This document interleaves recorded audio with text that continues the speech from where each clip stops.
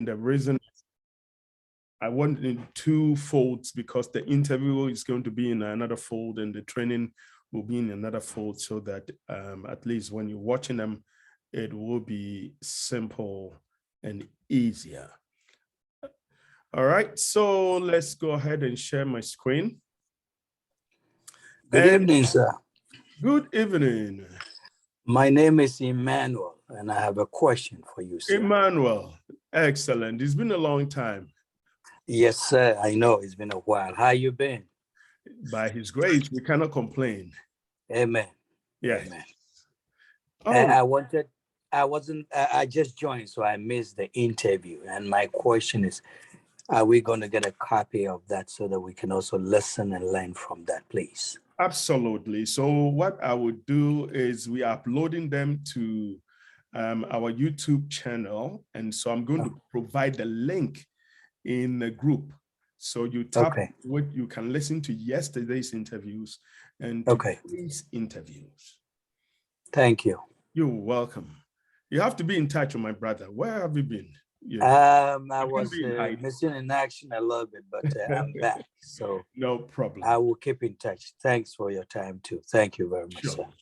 So one of the areas that I have observed interviewers, like I said, the past 2 weeks, I've been doing a lot of research and doing a lot of interviews. You can ask my wife, she will tell you every day I'm going through about 2 interviews, and everybody, I would say about 70% of the interviews that I conducted, they wanted me, but it is not what I wanted. It is to get some insight so that I can, share some of those knowledge with you.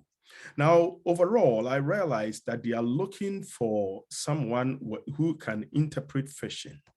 And then as, we were talking to Omo, she explained to us, some of the phishing concept and how you perform phishing analysis, right?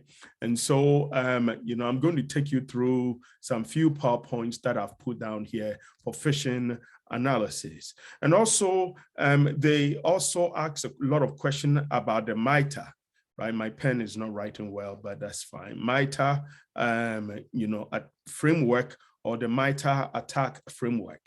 And so with the MITRE attack framework, what their intention is to kind of find out if the system is attacked, how are you able to investigate it? And so you need to make sure you have these 2 things behind your mind. And number 3, this is number 2. Number 3, what they are looking for is also the EDR, endpoint detection and response. And so what I did was I've put some few, cloud systems, the CrowdStrike, that we can just, go through some of these areas to, to see how we use that for our investigation, how it applies. Matter of fact, you do not have to know these things. This is, in actuality, is like the AV. Everybody knows antivirus, right? And that is what the EDR stands for. EDR has some capabilities in them, which we will talk about them, but let's start off with the phishing. Tonight, I'm going to push to maybe about 8 because I didn't know that tomorrow I have another training that is going on in the UK. Some people are joining my training, so I wouldn't be available tomorrow evening. So I'm adding 2 hours. I mean, if you want to go, that is fine. I can share the video with you at any point in time. So, that is one of the things. So let's start with my phishing, attempt, instruction over here. I'm just going to give you some few information. Then I'm going to take you into how you analyze phishing.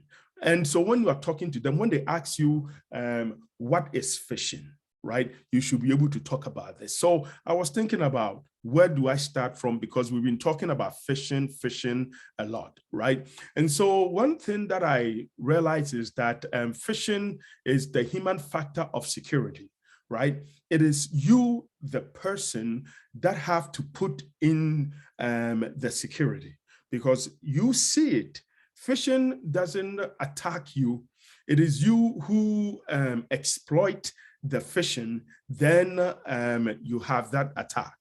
And so the human factor of security, that is what I came up with, when I was thinking about something, is to deceive you. And then it also creates some neglect, right? It shows you whether you have learned the security stuff, and then configuration as well, modifying the system. Successful attack always have deceit, neglect, and configurations in them. And so, we're going to, there are 5 steps for investigating phishing attacks.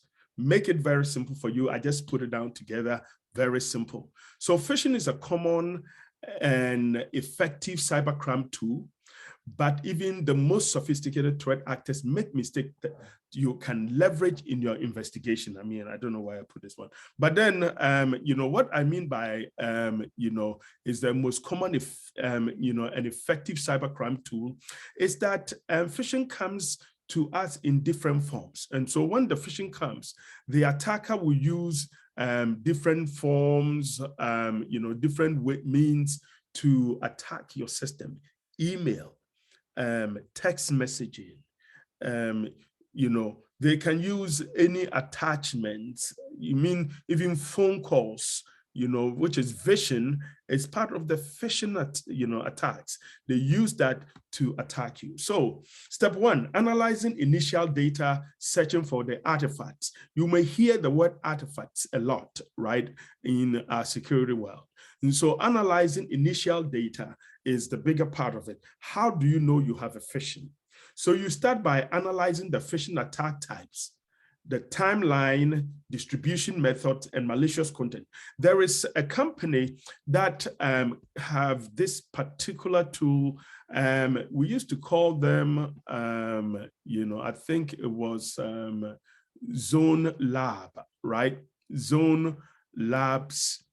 And then Zone Labs, if your company have it, then you can take the phishing email, and then you can throw it in.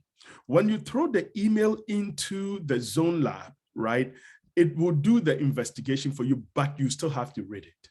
So the first thing that you're going to do in your email is, once you have the email, you are going to, you are going to save the email. When somebody brings the email to you, save the email. Once you save the email, what you will do is you can go to the virus total. And then in the virus total, or just pick any sandbox, right? Any sandbox. And then once you get into the virus total, you are going to upload, right? Upload the email into the virus total. Once you upload the email is going to extract that information for you. And once it extracts it, it's going to give you the hashes, right? You will see the hashes, and sometimes you see the MD5. You may see anything. So once you get all of these things, what you are going to do is, now you are going to start looking for who, where this email is coming from, right? So you look for where the email is coming from. And if the email says it's Facebook, right? Sometimes you may see Facebook email and you don't see the rest, and you may see Marco, right? Marco dot, RU, right? Which is a Russia. And then here they are emphasizing that you should change your password, right? And so changing password, that is what it's saying. And so if you upload this into the sandbox will detect the hashes. Once you pick the hashes, you will see that the hashes has maybe issues with themselves. So you will know that this is malicious, right? That is the biggest part of it. There are some other ways you want to do this one. You probably want to go to the email direct. And then in that email, let's use this email that I have here is a Newegg email. And with this particular email, you can see that, it's giving me the option. It's not giving me the option to open the email because it's an Outlook default thing that you can enable. But if I right click here, right, if I right click, where is it here? That is a Mac for you. So, okay, over here. Okay, so in here, I don't want to open it from here. So over here, it's all hyperlink, but let me see, I don't want to go into privacy settings. All right, so you can go into the email and enable the read options. Otherwise, let me pick up a different email. I mean, this is, let's see the Costco one, right? Because I've set up the privacy, so I don't want to enable privacy here. So you see that when I highlight this one, it gives me the URL. Right now, that is what this is coming to you. You may see Costco and they're asking you to change email, and then they ask you to click the link and change it. So the first thing you're going to do is you're going to right click, and then you can just save it, or you can right click and select the hyperlink. Right, let me see if my mouse here will be able to do that for me. You can right click and select the hyperlink. Guys, I'm using Mac, so you know what it is. Sometimes it doesn't open well. So when you do the hyperlink, you right click on the Windows, right? Where's my mouse? My mouse is not active too. So once you click on this one, you'll be able to do the hyperlink. And once you copy the hyperlink, right, now you can take the hyperlink, like in this case, you can take the hyperlink, and then, you can take it to the virus total. Let me say, don't click like I'm doing, right? This is a Mac. So, and then you can go to virus total, right? So I'm going to virus total. And then in a virus total, I'm going to, virustotal.com, then I'm going to put into the URL search, and then I can scan, I can scan the URL. And once I scan it, and it will come up as, as phishing, or it will come up as any malicious stuff like this. And that is what the phishing is all about. So when you are talking to the investigator, you tell them that this was phishing, and therefore when it was sent to you, you copied the information, the URL, throw it into VirusTotal, and then VirusTotal reported that it was phishing. Immediately, you took this phishing address and then you blocked it, and then you verified if the user had clicked the link. And how did you do the verification? You say that you went into the IDS system. Sorry, I'm using my Mac today and it's not working well.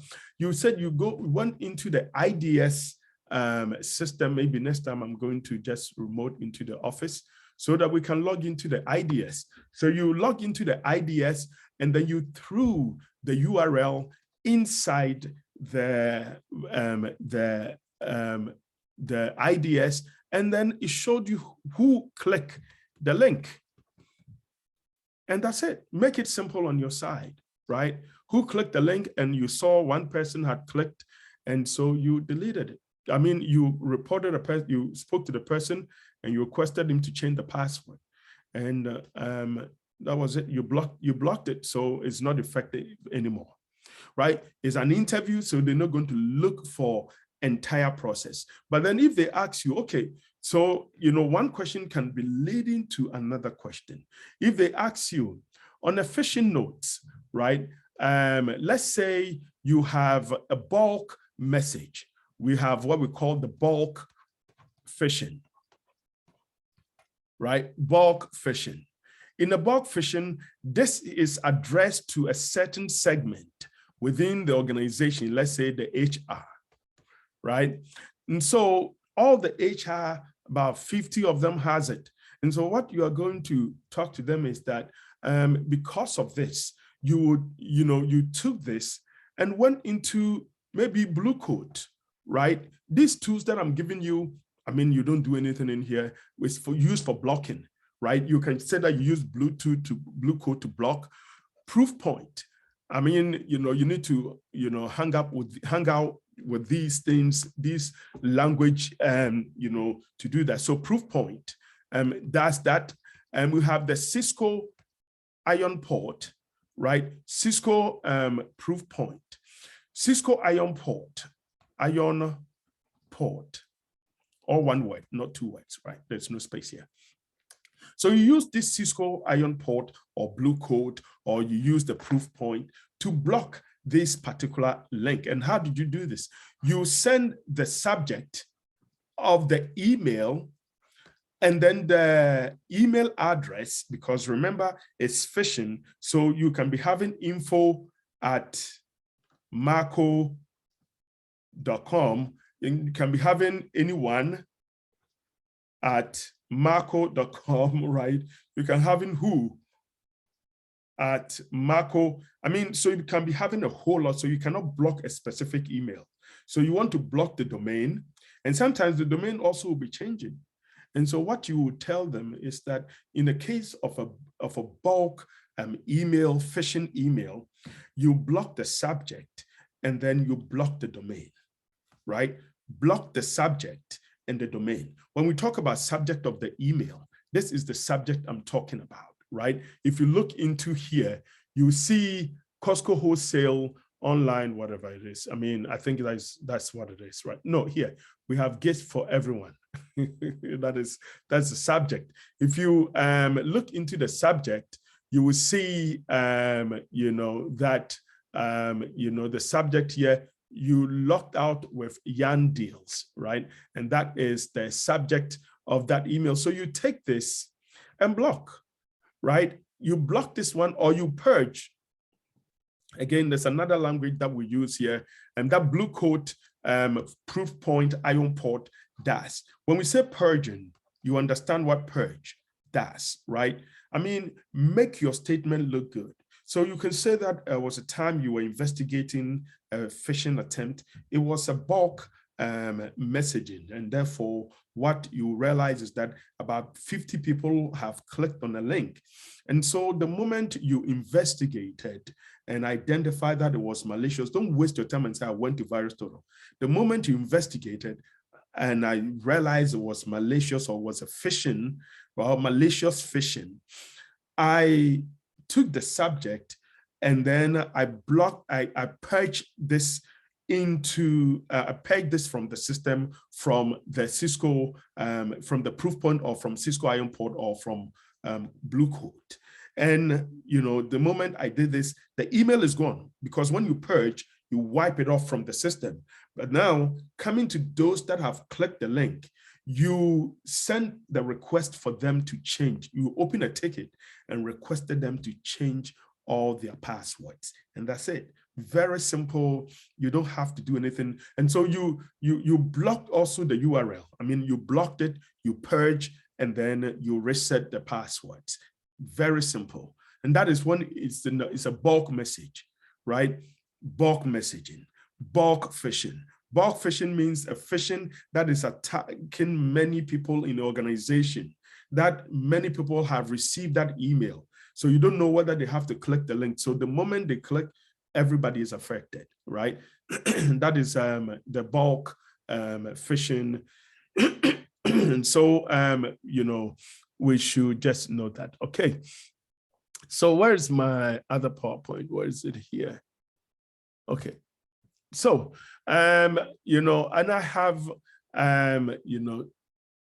continue.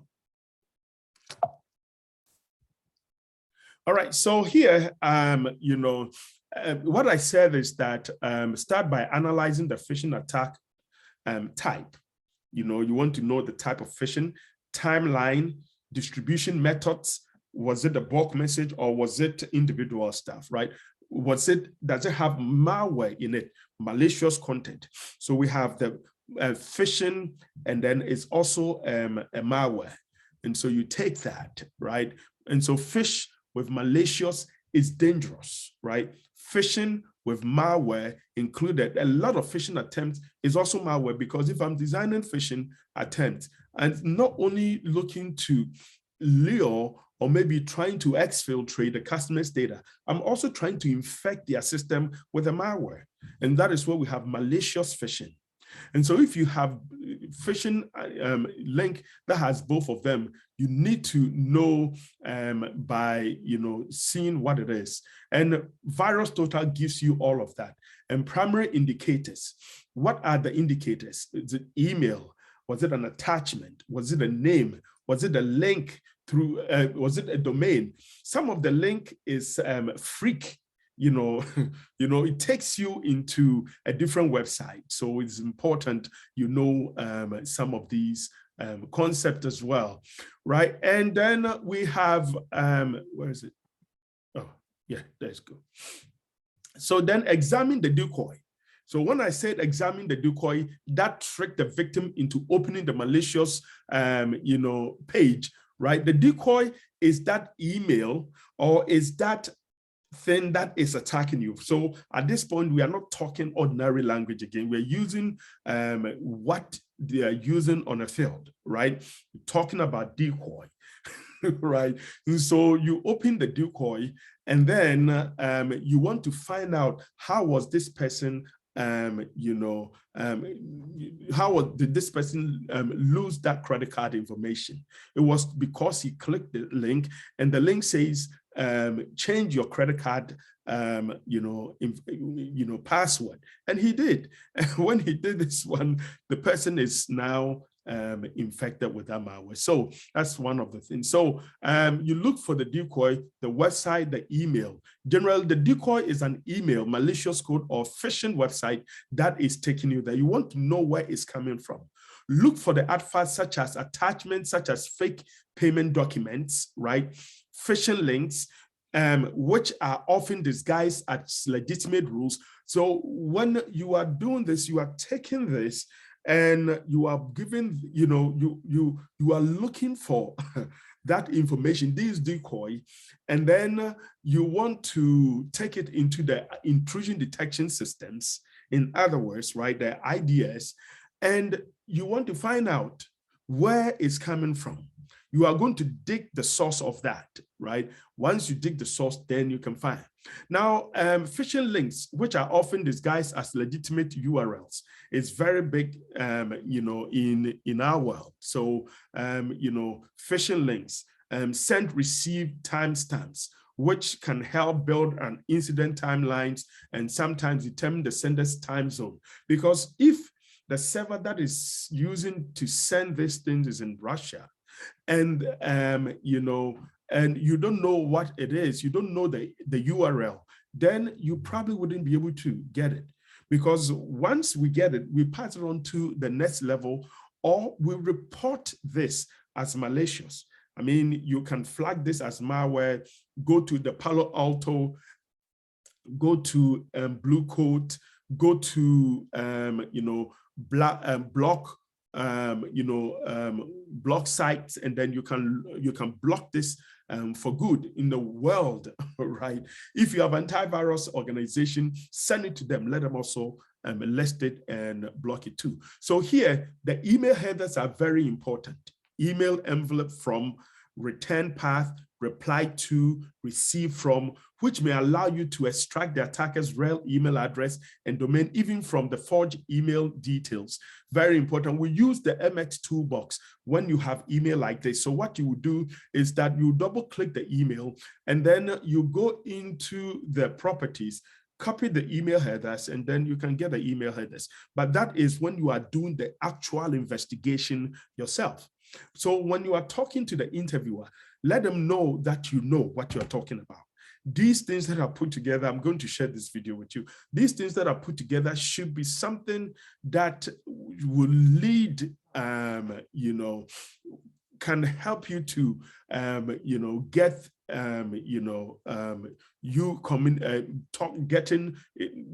giving them the right answers, I would say. So additional headers are the XPHP scripts and then originating scripts, which are rare but very valuable artifacts that enable investigators to determine specific email scripts, URL, or sometimes the IP address. And so we will look into some of these email headers as we're going through, and we will see what it is. So here, you are looking for IP addresses, which is associated with the URLs and the domains used to communicate with the command and control servers and external sources, which is outside your network. These will come, in handy when analyzing the adversary's infrastructure. I mean, you've seen that this is what the attackers is all about, right? You are also going to gather information. I mean, not you, right? You pass this on to the next level, and then they can do the next information for that.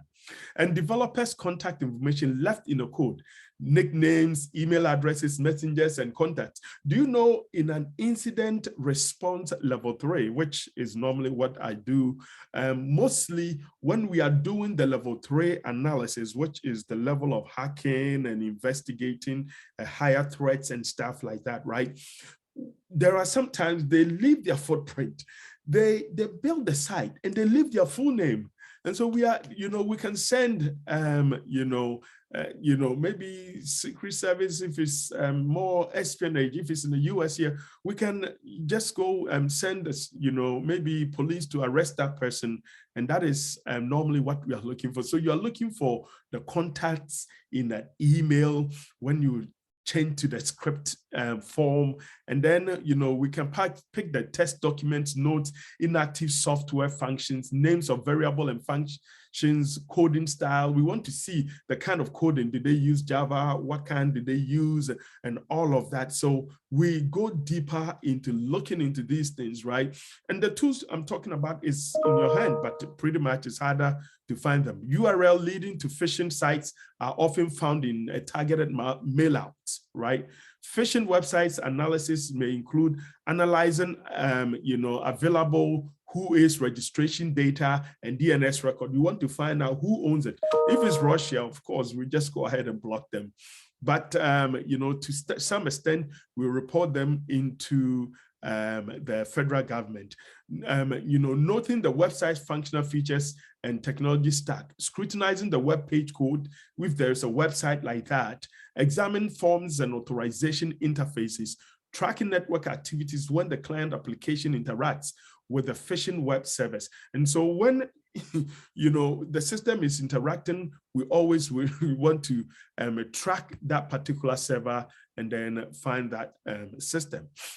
Step 2, enriching your knowledge about the attackers is maximize your knowledge about the scope of their visibility by detecting other phishing campaigns, new and previous unknown incidents, test projects, non-hacking related resources, and closest social articles. So how do you do this is that take the subject, throw it into Google by using the Google hack, file type, and then you can say, colon PDF, and then site, colon, and then you throw the subject in. It's going to bring you to, and it's going to link you to all the URL pertaining to this person, especially if you find the WHOIS. Pick that person's name and throw it into Google. You see that the person's information is going to come out very much easily. So we can see all he's been doing, all the attacks he's been he's been planning and all of that. And from then we can also submit, if it's a top hacker, we can submit that information to the authorities. We give them to the antivirus company. They will do the rest. They will contact the Secret Service and then they take it from there. We don't take any, government don't take these things lightly. If it's international, they make sure that network is teared down and it doesn't affect our system. And that is what make you great once you are looking into it. And so,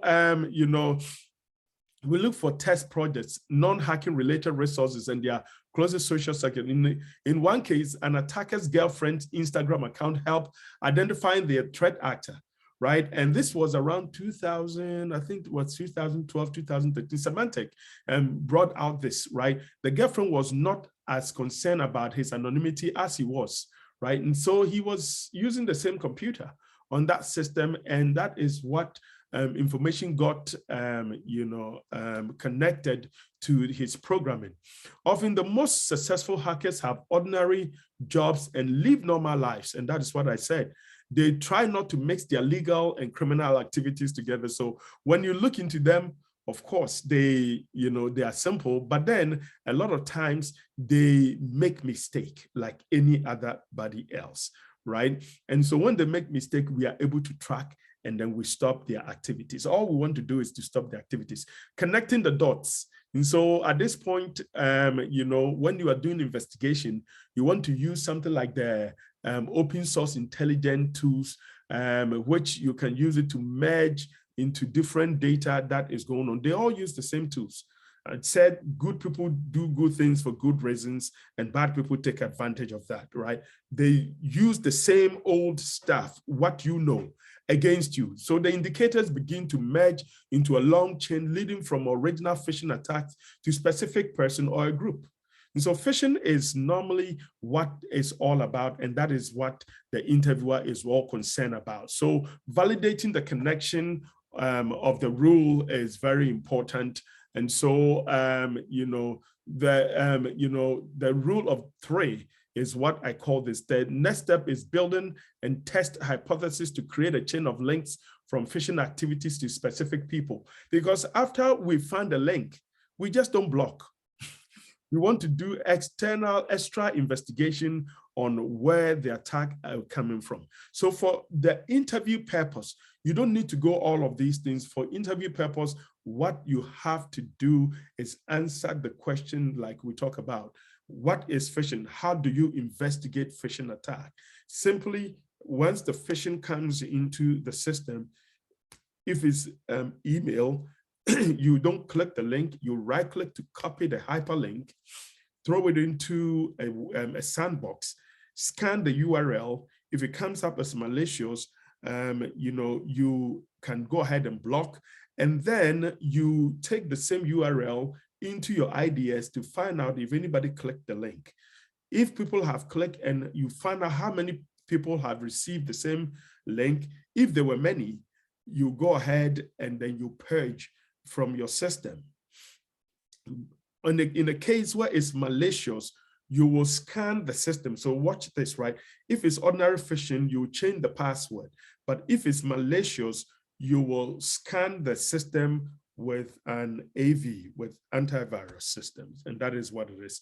And so here, that is what it is, arresting the criminals if you can, right? And that is my imaginations here. So a lot of times we try to do that. So let's talk about a phishing email or an email that the header has been spoofed, right? And so let's look into email analysis. And so when you open the email, there are some few things you see. And some of these things that you see in that email header, it is what we call the DKIM, right? Domain keys identified mail. It's an email authentication technique that allows the receiver to check that an email was indeed sent and authorized by the owner of the domain. One of the ladies that did interview said that, Doc, now they are not making things easy. And I said, how? He said, they asked me, what does the DKIM do? And so I didn't know what to tell them. And I said, well, it's part of an investigation process. So maybe you met a wrong person, just move on, right? Just, find out what it does and other stuff and move on with your life. So the DKIM is just the key for authentication. And then, when the system send the data to the email to your machine, based on the email headers, the DKIM signs the email with an encryption saying that this email was not tampered by any person, right? And then there is another one that is called Sender Policy Framework, SPF, right? Which is also an email authentication technique used to prevent spammers from sending messages on behalf of your domain. So any email that you are receiving comes with a DMARC and DKIM, and then comes with the SPF, right? DKIM is an integrity, and then the SPF is also integrity, protecting you from receiving spam a lot of times, right? Of course, we have the, both the SPF and then the DKIM. Together, we have what we call the DMARC, related information. This gives receiver and sending information the trustworthy of the email that is sent within your domain. And that is what the email. So the few things you need to know are the DKIM, SPF, and then DMARC, right? DMARC here is not demarcation point, right? This is domain-based message authentication, reporting, and conformance. It's an email validation system designed to protect your company's email domain from being used for any spoofing. Spoofing is a process where the attacker takes your identity and use it or claim your identity.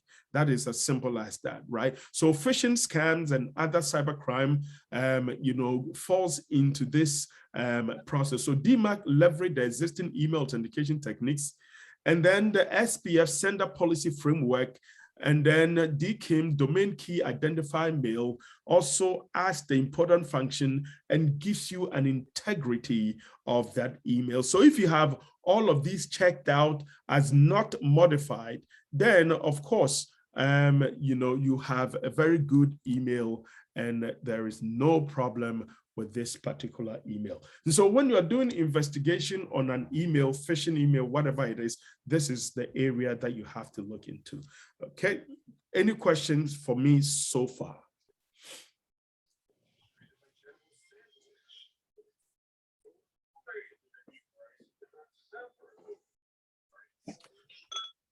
All right, so this is, in theory, the phishing analysis part of this, right? Let's talk, I think, I'm not sure if I have disconnected my CrowdStrike. Here, I was trying to get a lot of data in the CrowdStrike, but let's see when we talk about the EDR, what does it mean? I mean, CrowdStrike is one of the tools that we use as well. So today, when we mention the endpoint, I know you are thinking about your devices, which is your computers as a host and other things. And so the security companies are not thinking like that. They are thinking about something like the CrowdStrike, CrowdStrike, which is an endpoint device, and I'm going to show you how it works. And then not only CrowdStrike, we have the Signet. I use Signet a lot. We have the Desktop Central.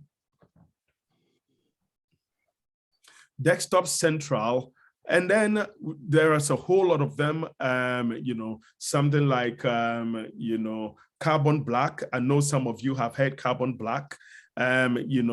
Carbon Black. There is no secret into this one. This is very much easy, simple way to, that we use to catch in the threat landscape and finding the malware. So this is like the same AV, the antivirus that we are using, right? Not much of a difference. Why? No, there's not much difference in here. And so with the EDRs, right, you need to know this. Without this, interview becomes a little dilemma for you. You need to know that. And for those who has been interviewing one way or the other, probably will bear with me, that is right, because they've been asking questions about the EDRs, and you probably don't know what to do. So in that endpoint detection and response systems, what happens is that with the, let me just admit, Emmanuel, hey.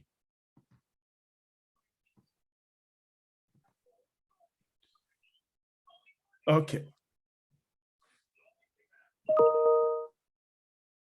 So let's do it. Okay.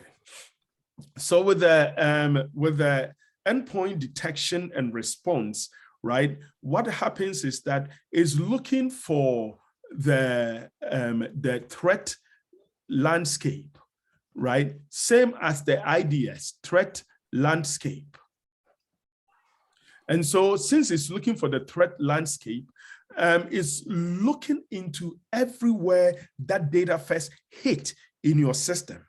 If you go to your to the website, right, the EDR is managing all the systems. So today, even with the SIM, right, the SIM is not utilized heavily as the EDRs, because the EDR is capable of stopping and identifying the malware before even the log goes into the SIM.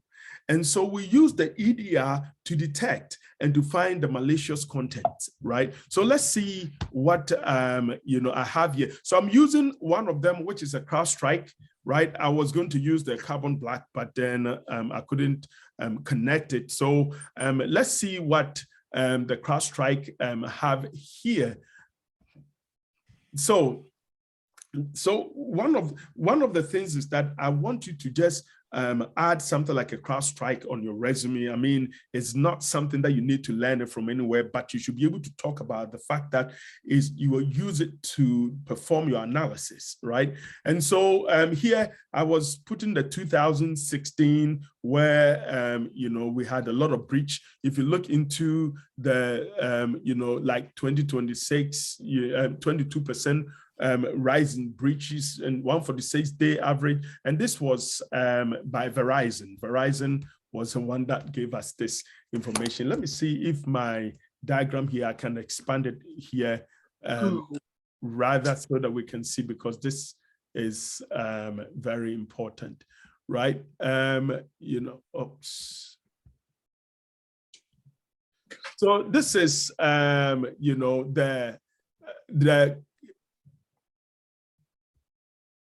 this is the EDRs, right? I'm not sure why. This can be picked from this is not EDR. This is the MITRE. So you can pick this from the MITRE, and then this is the framework. And so here, this is the initial access. So with the EDR, we factor MITRE attack. Remember, I told you about the MITRE attack, right? So it has to be on your resume. Right? The MITRE attack will have to be on your resume, right? So, the person that the child is making noise, please make sure please mute yourself,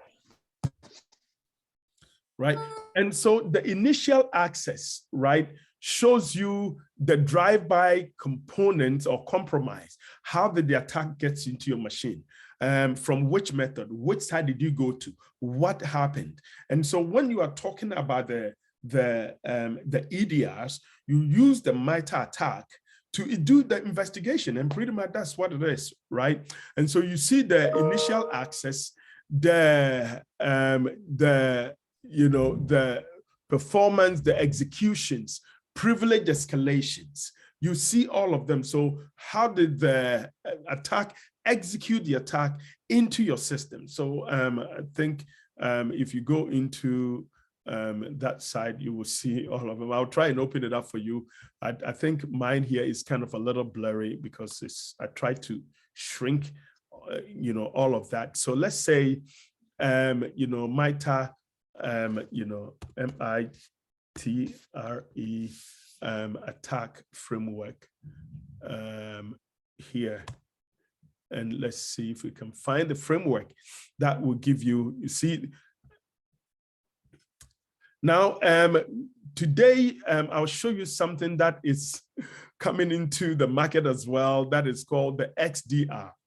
Instead of using the, the EDR, we have, another one called XDR, but the focus is not about the XDR. The focus is about the EDR. We have the MDRs and all of them. But here, this is the MITRE framework. Let's see. This is not what I want. I want the actual framework, MITRE enterprise framework. There you go. This is the main side of the what the EDR works comes into play. So if you look into here, of course, reconnaissance is that's gathering information and stuff, but then it starts from the initial access, right? Initial access. So initial access here is by drive-by, compromise, exploit, public facing application, external remote, and all of them. And then we go into execution, command and scripting interpreters, container administration commands. And so this is built inside the EDR. So when they ask you, how do you use MITRE ATT&CK, you have to talk about the EDR. EDR, right? E for Edward, for Emmanuel, right? EDR. So you have to know the EDR, right? Endpoint detection and response, right? And so here we have the persistence, we have the privilege escalation, defense, evasion. You don't need to know all of these. The bigger picture here is that you need to be able to connect the EDR with the MITRE ATT&CK, right? So let's say they ask you, tell me how you use MITRE to do your investigation in a field. The MITRE ATT&CK is used based on an EDR that my company have deployed. And so we followed the process by identifying the initial attacks and just use the initial attacks. Initial attacks, so whenever there is initial attacks, the use cases alert us. And so we pick the information right from the EDR and we are able to investigate it. They don't know much about this. Anybody who said they know this may be engineer. Look at these things. Nobody have time to go through, but it's a use cases that is built. And so the system schedule this based on AI, artificial intelligence, that forward this data to the SOC logs. And so they want to find out you understand the MITRE, so you know the initial access, execution, persistence, privilege escalation, defense evasion, credential access, discovery, lateral movement, which is where the attacker is moving and spreading with this kind of attack, which is the APT, advanced persistent threat, right? So the EDR is number one thing that you should note in your interview. Very, very important.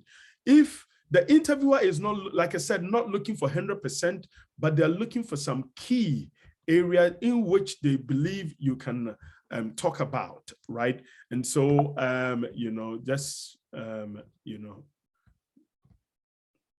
just note that the EDR plays a lot of roles. So 77% of US business admitted that they have suffered between 1 and 5 separate incidents of data loss and, leakage or exposures in the past 12 months, right? How are, the bad guys getting in? That's a big question, right? We always want to find out, how did they get in? I mean, how, right? And they may ask questions like, how do you get virus or attacks in the company system? You definitely will have to be able to talk to them about the fact that somebody might have received phishing email, didn't know phishing, or maybe phishing malicious, or maybe malicious email and didn't know what it was and clicked the link, or maybe an attachment, and an attack dropped something into the system. So attackers playbook top 5 is high on passwords and low on malware. Definitely, that is what the EDR is looking for, right? So abuse of weak domain user passwords. It tells you that you have a weak password.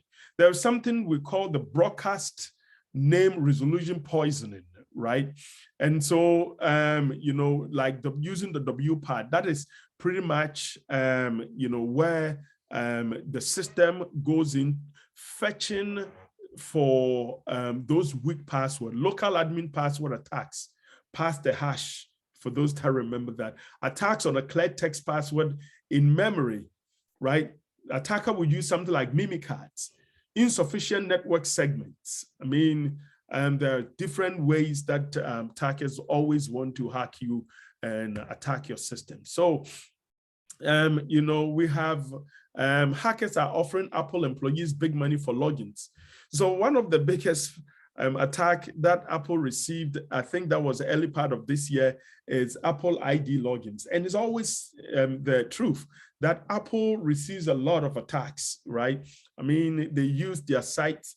Hey, you've forgotten your password, something, something, click here to log in. So the EDR also monitors the 0 days that are last, you know, results on the system. So the 0-day exploits, right? Everybody should know 0 day. You know, if you don't remember, just go ahead and watch the video that I provided to you the first time when you started the cybersecurity class, right? 0 day is one of those. And it's a question they ask sometimes. Some people will ask you, what is a 0-day exploit? Have you investigated a 0 day before? Like yesterday when we were talking to Reynard, he mentioned 0 day. We asked him, what is a 0 day?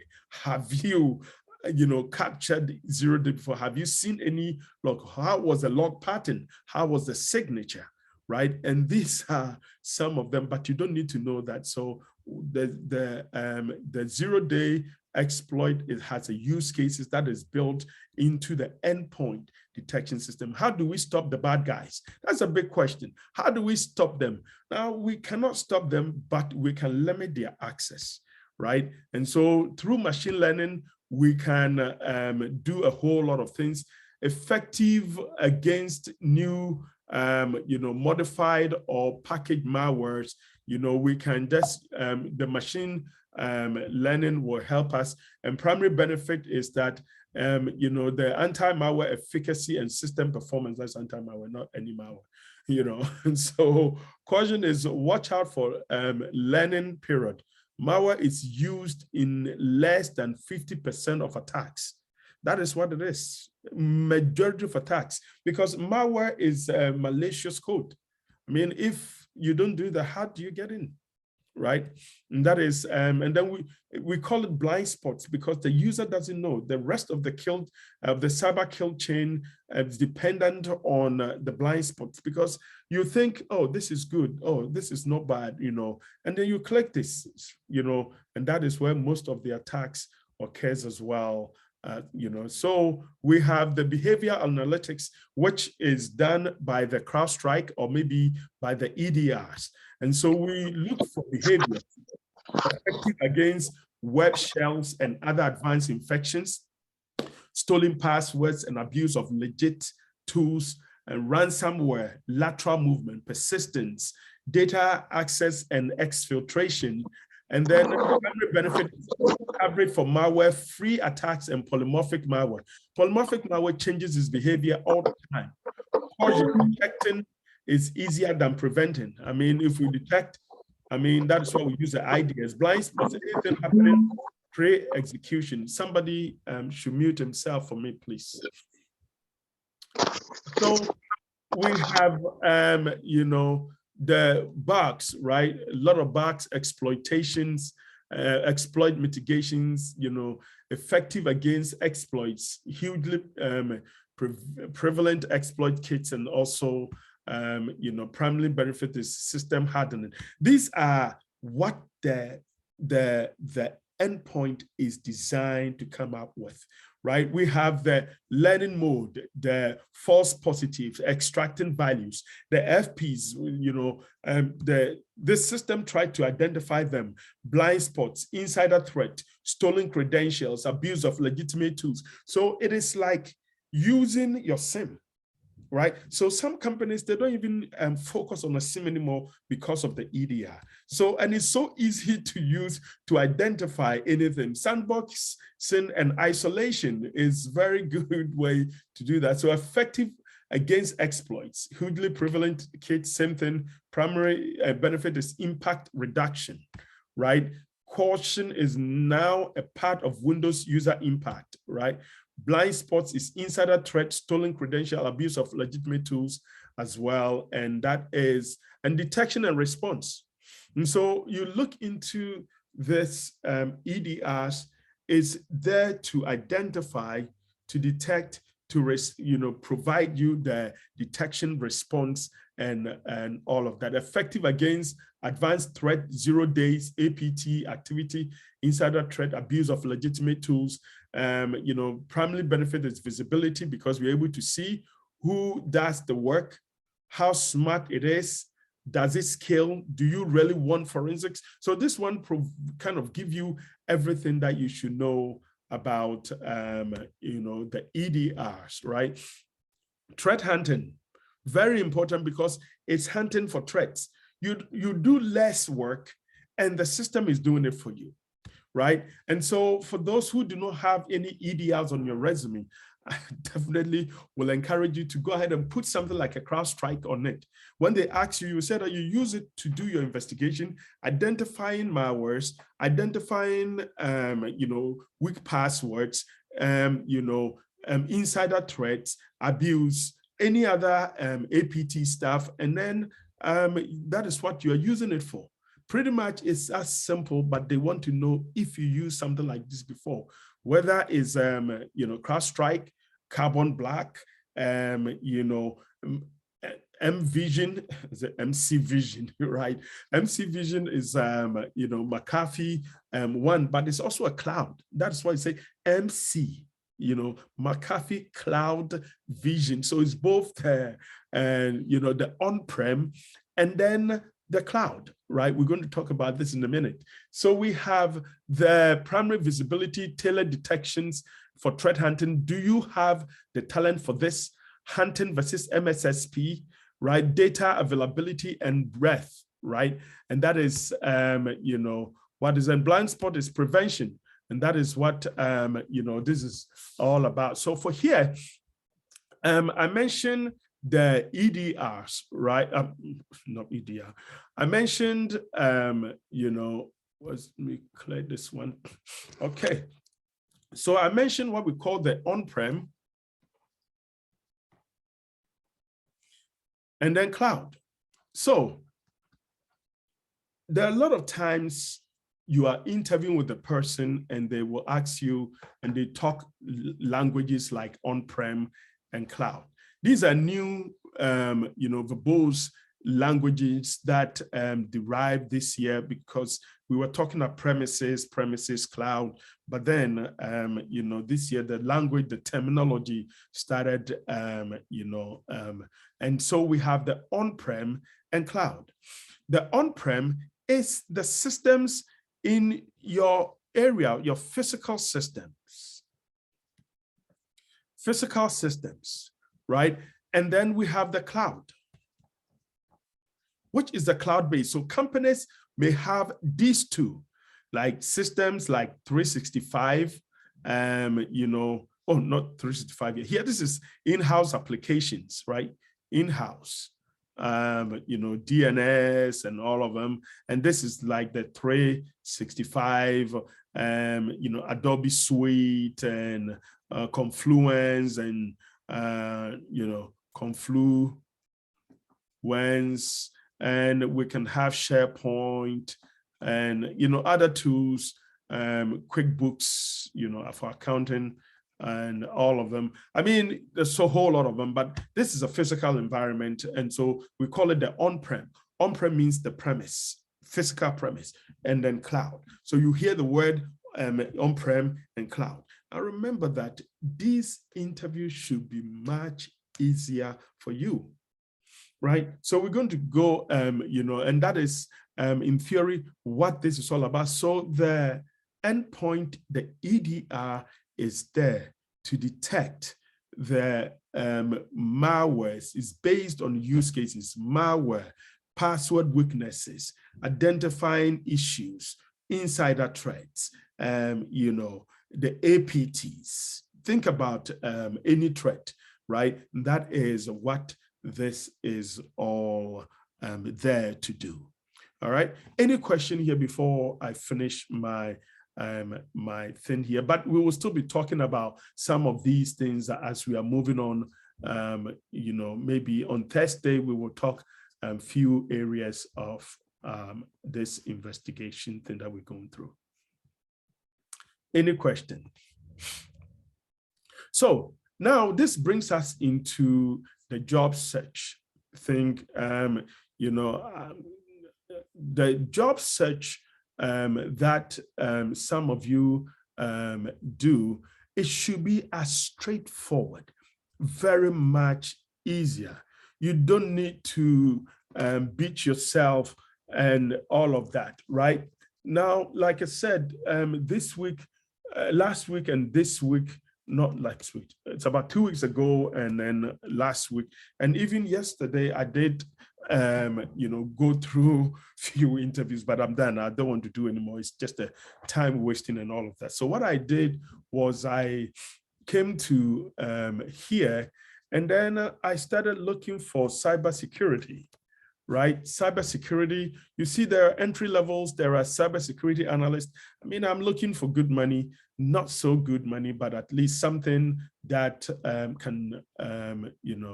can get me into the field. And then I'm looking for something like this one, remote. This one, and sometimes the cheap ones comes to be, happens to be the difficult job. That gives you the cheaper ones. And so those ones become very difficult work, right? And so in here, you see that this is the job, right? 55 to 75 a year. But of course, when you get in here, you just want to get the little understanding, and the ones you are in, you can move on. So here we have the job types, right? And this is what the description of the job is all about, duties. Look at this one, endpoint detection system. So if I'm applying this, I'm going to put all of this on my resume. Why? Because the system will pick this up. The ones that I don't have knowledge, I will begin to search and research and contact somebody who can help me to get understanding. It's not going through a classroom that will help you get a little understanding, know the ins and outs of the resume. So for here, endpoint detection and response. What is the endpoint detection and response? We covered this.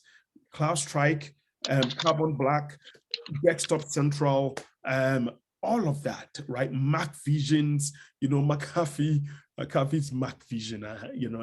Let's look into McAfee Mac Visions over here. Let me open here. It's Mac Vision, right? Mac Vision is a very good tool. This is also one of the EDRs, right? It's a very good, I think it's Mac Vision. And as EDR, right? M-Vision, not Mac Vision. You see, I even got it wrong. It's M-Vision. So here, this is it, right? And so this one, you use it, you deploy it, you work on this one. You can even, just add it and go to YouTube. Look for look for how do you use the EDR or how do you use the M-Vision to do your investigation. The MC Vision is the website one, right? So here, endpoint threat detection, that's investigation and response, modernized, right? They've rebuilt it. Pretty much that's what it is, right? And then we have the XDRs. That's what I was talking to you about, which is just an extended portion of, EDR. So the XDR is extended detection and response. What it does is that it goes beyond the normal detection and it does more, such as DLPs and all of them are factored into the XDR, making this more proactive than what we are used to, right? And so something like a job like this, right? They ask for the EDRs, data loss prevention, DLP. We know DLP, right? What kind of DLP have you used? Search for the name, something like Semantic, McAfee DLP. Put them on Kaspersky, whatever. All the antivirus companies are the one providing these things. So, I mean, make it easy. You will get job overnight, right? Application controls, right? These are application controls, are the device controls, device encryption, learn some encryption, network security monitoring, See, they make it simple. Network security monitoring, you've done it, Splunk as an SIM, and, mobile device management, MDM, right? Add it to your resume. Who cares, right? You manage it, you monitor the logs. You don't say that you are the one doing it, but you said that you monitor the logs coming from the bring your own device. You do choose your own devices, people that are using their phone to browse different websites and all of them. And, you get job. Email protection. We talk about email protection using different email systems, security, firewalls, and all of them. Security awareness training. This is training, and other cybersecurity solutions. I mean, if you put all of these things, fit it inside the resume and apply this job, who wouldn't call you? You get this job. Just like that. But the money, like I said, the money is not big. So, but at least it lands you in a field to start. Number two, it's remote. So who cares, right?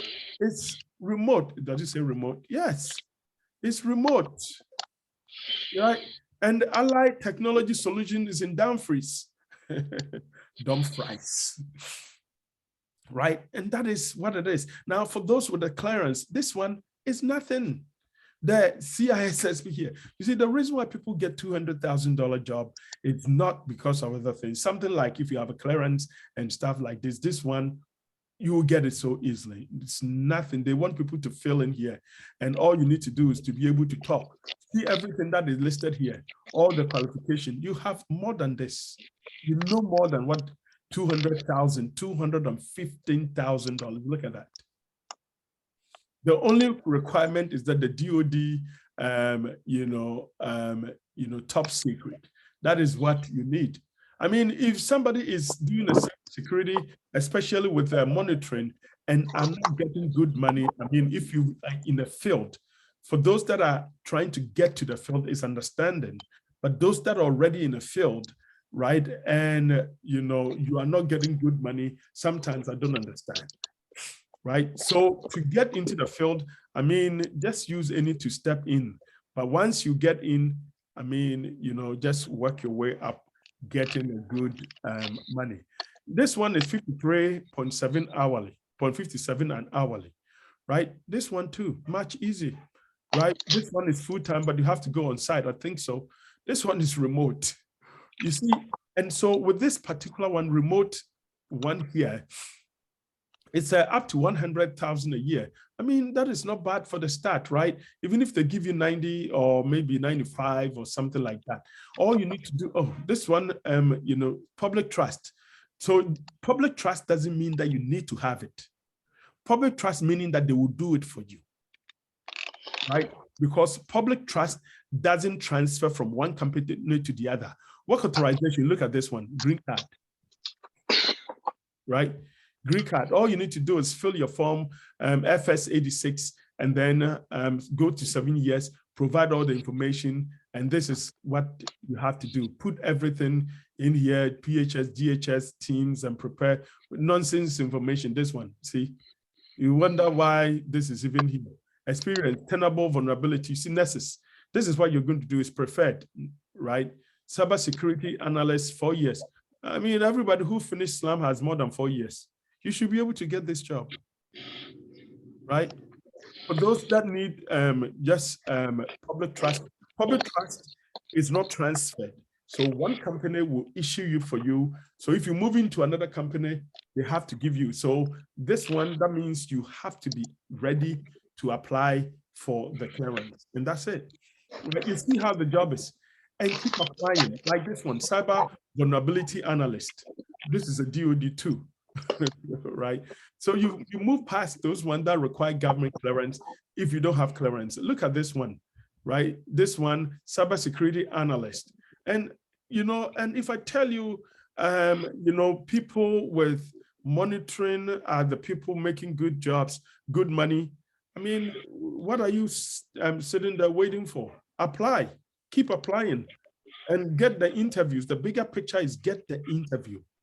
Add some of their words into your resume, right? Modify your resume with that, and that's it. That's all you got to do. Just don't apply. Throw the resume, throw the resume. You don't even know what is on your resume, right? but once you're doing this, you'll get the job. By the time this year ends, I want you guys to find a job, right? It's not hard, it's not difficult. It is a strategy. It's a strategy. And the strategy is what I'm showing you. Pick up this little job here that they are marketing. I don't know which, this one is for Myers, I don't know, Rosalind, Virginia, right? So you pick something like this, and then you add some of these words, right? You add some of them. I mean, this one is Deloitte, so you don't even need to add anything, just apply. If the job is there and they need you, they will reach out to you, right? Security event monitoring analyst, this one, what is this one? This particular one is very good, but of course, this is, for me, also Deloitte, right? And, this is in Quantico, but of course, if it's in Quantico, you may need a clearance to enter the, or maybe it's not, it doesn't need clearance. They haven't put it out here, right? And so add some of these words. You see the certification they require, analyst, monitoring. It's preferred, not required. You see what it is. When you see preferred, know the language. Preferred doesn't mean it's required, right? That is what you're putting down here for you. CISSP, ethical hacking, incident handlers, all of these things is not required, it's preferred.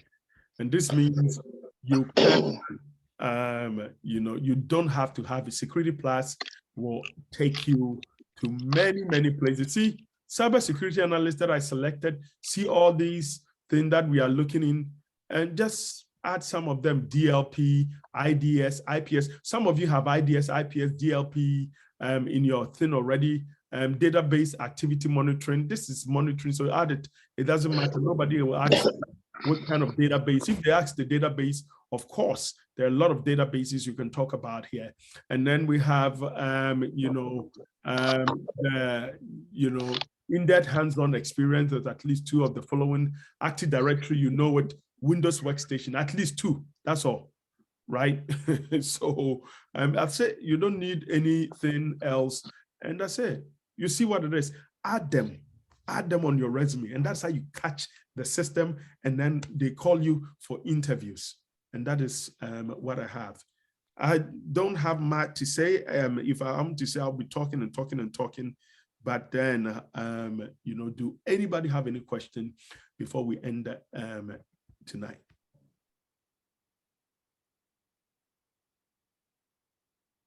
Any question? Look, IT, where can I get this video? How can we? So what I'll do is I'll load into Google Drive and I'll put the link into the forum. I'll try and do it tonight, both yesterday and today's, and then share the links. And so you can find this information there.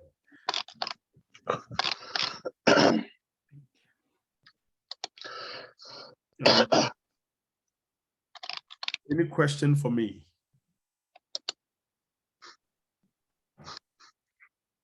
All right, so tomorrow, like I said, I will just send a message in there. We are not meeting tomorrow, but we are meeting Thursday. On Thursday, I want you to bring, all the questions you have, because we're going to, talk to another person. We're going to interview another person who is also current on the market today. And she's going to give you some keys that you will also need, right? And bring your question, because the more you answer, let us know how you do it. Yesterday, somebody asked and said that he's been applying but not getting interviews, right? Now, the reason why you apply and don't get an interview is that you just take your resume and throw it out there, right? Always strategize it. Go to the site, look into what their requirement is, add some of these words into your resume, right? If it's something that you know, something that we covered, and if you have no idea, some of these things, just bring them to me or bring them to, talk to one person. And then, once, if I see that it is too much for you, or anybody said it's too much for you, and you feel like you don't know it, I mean, just ignore it and just go for something else. I mean, this is the world now, the cybersecurity with monitoring. Right? This is our world. This is what you will do to get into the field. There is no doubt about this, right?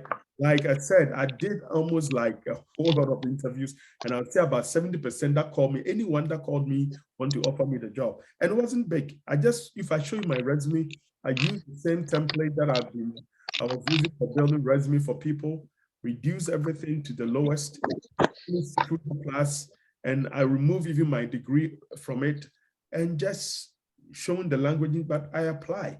I just want to go lowest to see if I apply, I will get results. And that is what I've been getting. I've been getting some. Even yesterday, the guy that called me said that I'll give you 120, but you are not going to get any benefit. It's W-2. And I said, how can you give me 120 with no? And he said, yeah, that's why we're giving you good money, no benefits. Right? And this was from Dell. I mean, some of you can check from Dell, right? And let me see if I can pull some of the email here. So, it's quite interesting when, you see these things.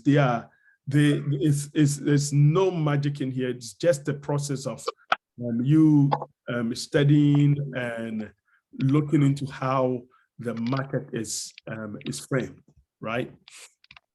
And so if I go here, I think